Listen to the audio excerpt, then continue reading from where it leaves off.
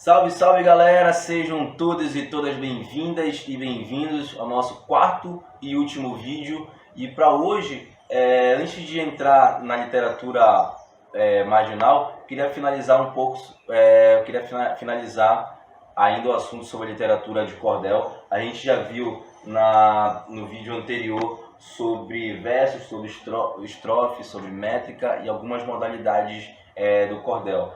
Para hoje, para finalizar esse tema, queria falar de algo muito extremamente importante na literatura de cordel, que é a rima. Não existe cordel sem rima. A literatura de cordel é um texto que ele é rimado, então tem que ter a rima dele. E eu vou lhe apresentar também uma dessas modalidades, que é a quadra, que vai ser onde eu vou te apresentar o esquema de rima. Eu fiz um texto, fiz um cordel chamado Promoção na Dona Shirley. Quem quiser ouvir, está disponível no YouTube. Você pesquisa lá, o Caetano, Promoção na Dona Shirley, você tem esse texto inteiro lá. Mas para cá eu trouxe apenas a primeira estrofe.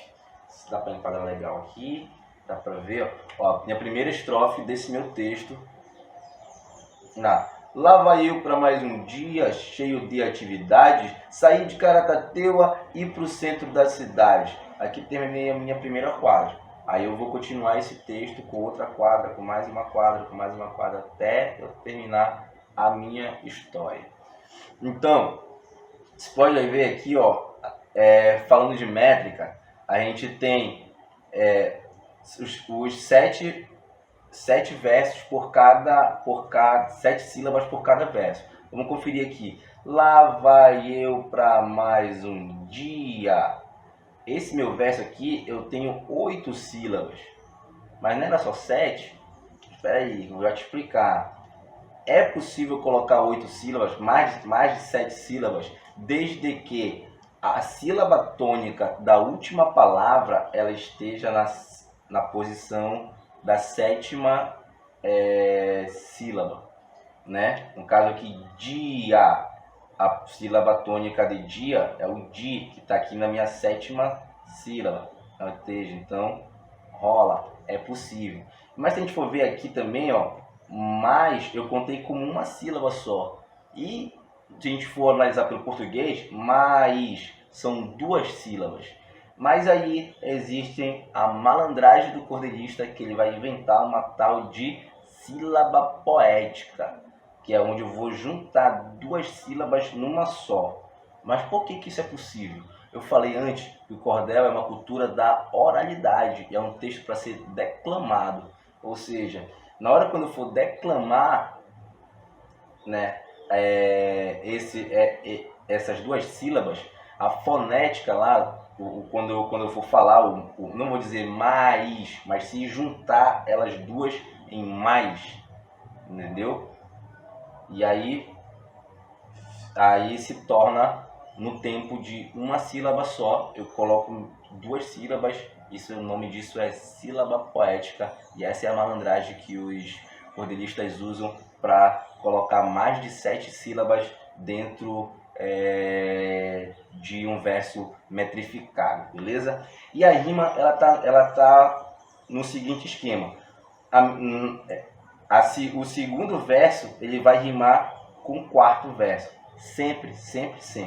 Lá vai eu, o primeiro verso ele é livre de rima. Lá vai eu para mais um dia, meu segundo verso que tá rima, cheio de atividade. Se eu terminei o segundo verso com atividade, o quarto verso eu vou ter que terminar com uma palavra que rima com atividade. Aqui eu vou usar cidade, né? E para mim ver uma rima perfeita, eu analiso aqui as 3 últimas letras. Ad. Tudo que tiver ad vai rimar com atividade. Ad, cidade, felicidade, irmandade. E tudo que for ad que vocês puderem imaginar vai rimar com a palavra atividade. Ou seja, é essa parada aqui, e a rima vai vir no segundo e no quarto verso da minha estrofe, vai caber a rima. Essa aqui é a quadra. Muito obrigado pela atenção. E vamos agora mudar de assunto e vamos falar de um outro gênero da literatura brasileira. Vamos falar da literatura marginal, que é um gênero literário surgido também aqui no Brasil, no século XX. Diferente do cordel, que é no início do século XX, A literatura marginal vai surgir ali na segunda metade do século XX, por volta da década de 1970, no auge da censura, da perseguição, da ditadura militar que rolou aqui no Brasil. E o que foi esse gênero literário? Ele surge de um movimento de contracultura formado, idealizado, organizado por escritores de classe média, né, que ficavam à margem do mercado editorial, e pelo fato de eles estarem à margem desse mercado editorial, discordar de como que esse mercado editorial vem trabalhando, vem funcionando, eles começam a criar alternativas de publicação. Eles passaram a publicar o seu próprio material de forma artesanal. Por isso eles são conhecidos como a geração memeógrafa. Então, porque eles são conhecidos como geração memeógrafa, porque eles vão passar a produzir, fazer os fanzines, os livros de forma artesanal, fazendo xerox, reproduzindo dessa maneira aí. E isso vai influenciar demais na cultura brasileira, vai ser muito importante, porque não só para quem é da classe média, quem tá à margem do sistema lá editorial, mas também a toda a população, a escritores que se sentem marginalizados de alguma forma. E isso anos depois, período de década de 80, 90, vai se fortalecer cada vez mais dentro das periferias do Brasil, onde escritores periféricos vão se apropriar desse leque de possibilidades que a literatura marginal traz, para difundir o seu trabalho, para dar voz à sua escrita. Então, a poesia marginal, ela vai ser também uma voz da literatura, a voz daqueles que foram marginalizados pela história. E isso vai influenciar muito dentro da periferia, de uma forma criativa.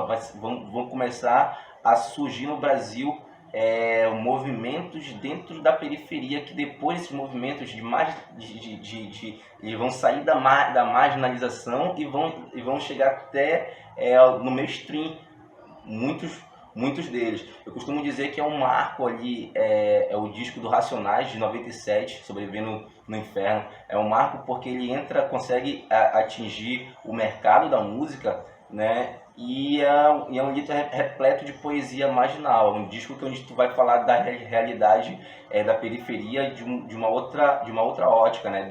Da ótica de quem vem da periferia. E essa eu acho que é a grande característica dessa literatura. Não é diferente do cordel, né, que a característica está na métrica, na forma de se escrever.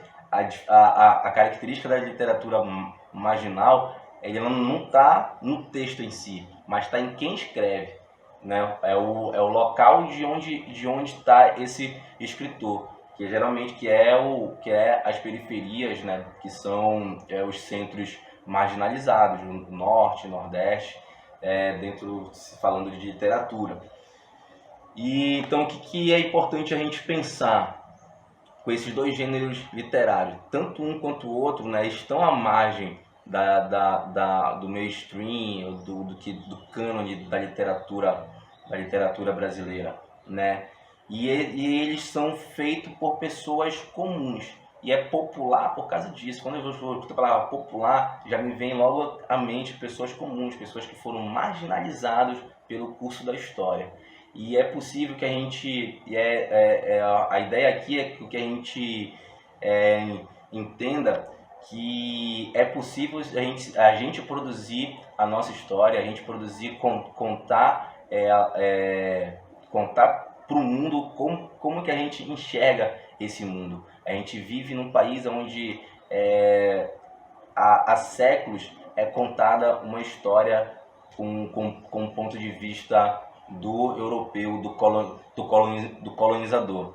Então a ideia é que com a poesia marginal e com a literatura de cordel, a gente tenha ferramentas para contar a nossa história e assim expandir a nossa criatividade e o nosso ser para fora de nós, para o mundo todo. Muito obrigado, eu fico por aqui, é nóis.